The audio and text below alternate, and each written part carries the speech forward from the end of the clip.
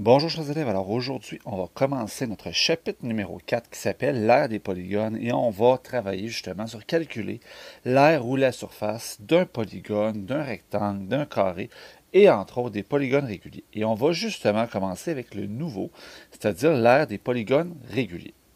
Premièrement, les polygones réguliers, c'est quoi?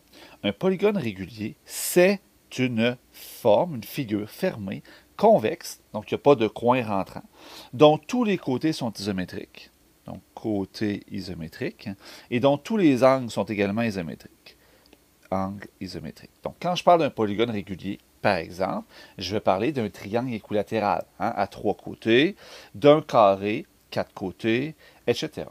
Les noms des polygones que je te demande d'apprendre par cœur sont les suivants. Et là, il y a une logique.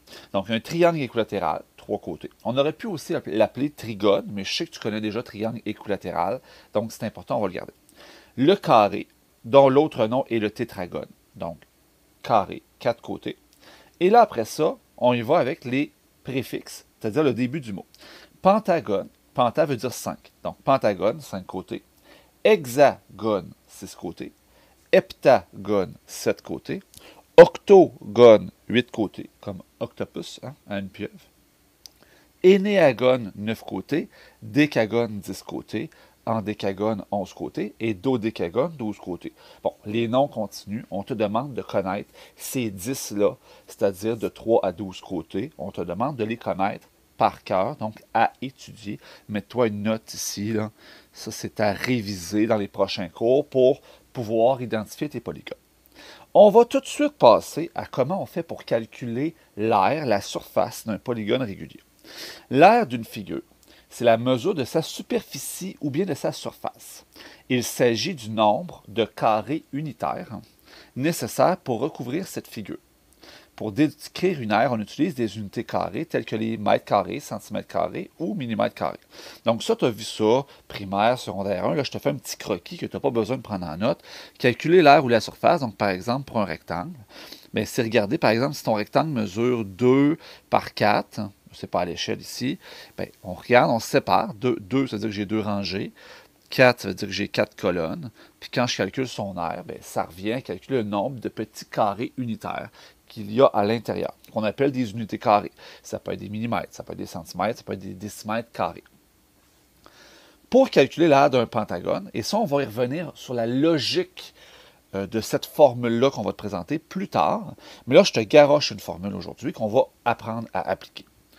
Les trois mesures suivantes permettent de calculer l'aire du polygone régulier. La première des choses, c'est la mesure des côtés, qu'on va appeler C. Donc, C ici, c'est le côté. Tous les côtés sont isométriques dans un polygone régulier. Donc, c'est la mesure du côté. N pour le nombre de côtés. Mais dans ce cas-ci, c'est un pentagone. Donc, c'est important. Tu sais que c'est un pentagone. Imagine que tu n'as pas le dessin. Bien, le nombre de côtés ici, il vaut 5 parce que c'est un pentagone. L'apothème. Ça, l'apothème, c'est important. L'apothème, c'est quoi? Et on va se le surligner parce que ça, c'est pas évident. C'est la hauteur d'un des triangles isocèles isométriques composant le polygone. Donc, hauteur d'un des triangles isocèles isométriques composant le polygone. Donc, si je regarde dans mon pentagone, tu peux te faire un petit dessin. Je me trouve un point central. Le point, là, il n'est pas au niveau là, de mes... il n'est pas au niveau ici. Là. Il est en dessous, il est au milieu. Donc, un point central. Je suis capable de mettre des petits pointillés, puis de séparer mon pentagone, qui a 5 côtés, je le rappelle, en 5 petits triangles qui sont tous isométriques. Bien, l'apothème, c'est la hauteur d'un de ces triangles-là. Elle part du centre et elle se rend sur un des côtés. Donc, ça ici, c'est l'apothème. Écoute, des apothèmes, j'en ai plein. J'en ai autant que j'en ai de côtés. J'aurais une apothème, par exemple, ici. Une apothème, j'en ai plein des apothèmes. Donc, tu n'es pas obligé de tout en mettre, mais en juste une, ça va être correct. Et il y a le périmètre qui peut me servir. Et le périmètre du polygone, je vais le mettre d'une autre couleur. Périmètre, ben, c'est la mesure de son contour à mon polygone régulier. Donc, ça, c'est le périmètre. Ça pourra me servir, on va te demander de le calculer. Puis ça pourra te servir aussi à calculer l'aire. 3 exemples pour calculer l'aire à l'aide des formules. Donc, les deux formules équivalentes permettent de calculer l'aire des polygones réguliers. La première, c'est que l'aire, c'est can divisé par 2. Donc, C fois A fois N divisé par 2. Et la deuxième, c'est P fois A divisé par 2. Donc, CAN sur 2. C, on l'a vu à la page précédente, c'est la mesure des côtés. A, c'est l'apothème. N, c'est le nombre de côtés. Et je divise par 2. Je multiplie tout ça, puis je divise par 2. Sinon, ma deuxième formule, c'est périmètre fois apothème divisé par 2. Ces deux formules-là sont équivalentes. Elles seront à utiliser. Tu vas éventuellement les apprendre par cœur. Et on va utiliser souvent celle-là ici. C'est la plus utilisée. Mais ça arrive qu'on utilise l'autre parce que le contexte fait que c'est plus efficace. Donc, quelle est l'aire d'un pentagone ayant des côtés mesurant 60 mm et dont l'apothème mesure 49 mm? Donc, première étape. Et là, ce qui est important aujourd'hui, c'est la structure. Donc, première étape, on va écrire la formule. Bon, on va écrire un titre, première des choses. On va faire aire du pentagone. Aire du pentagone. Et là, première étape, on met la formule. Donc, A égale C fois A fois N sur 2. Deuxième étape, on va écrire les bonnes mesures. Donc, l'aire est égal, puis là, le A égal, écoute-moi bien, là, le A égal, il est hyper important. Quand on va arriver plus tard, parce qu'il va y avoir de l'algèbre là-dedans, le A égal va être primordial, fait que prends l'habitude tout de suite de toujours l'écrire. Le côté qui vaut 60, l'apothème qui mesure 49, si je regarde dans mon texte, fois 49, fois mon nombre de côtés, bien là, c'est un pentagone. Fait que là, si tu es bright, là, à côté, ce que tu peux faire, hein, bien, ton pentagone, les côtés valaient 60, l'apothème valait 49, puis le nombre de côtés, il y en a 5, hein, parce que c'est un pentagone. Son nombre de côtés, c'est 5. Donc, fois 5 et divisé par 2. Et là, tu es rendu à calculer. Donc, ce que tu fais, c'est que tu tords une calculatrice. Je vais prendre celle-là, tiens. Je vais la mettre ici. Et là, je vais y aller avec 60 fois 49 fois 5 divisé par 2. Et ça me donne 7350. Donc, l'aire, elle vaut 7350. Ce sont des millimètres carrés. Parce que c'est une aire, c'est des unités carrées. Mon unité de mesure, c'était des millimètres. Donc, mon unité d'aire, c'est des millimètres carrés. Deuxième exemple. Quelle est la surface d'un heptagone dont l'apothème mesure 80 cm et dont le périmètre est de 665 cm? Donc là, ici, le plus efficace, comme je te donne le périmètre, ça va être plus efficace d'utiliser la deuxième formule. Donc ici, ce que je sais, c'est que c'est un heptagone. Donc le nombre de côtés, c'est 7. L'apothème vaut 80 cm. Puis le périmètre, il vaut 665 cm. Donc là, je vais y aller avec la deuxième formule. Donc, première étape, je vais faire l'aire de l'heptagone. Donc, A égale, deuxième formule, P fois A sur 2.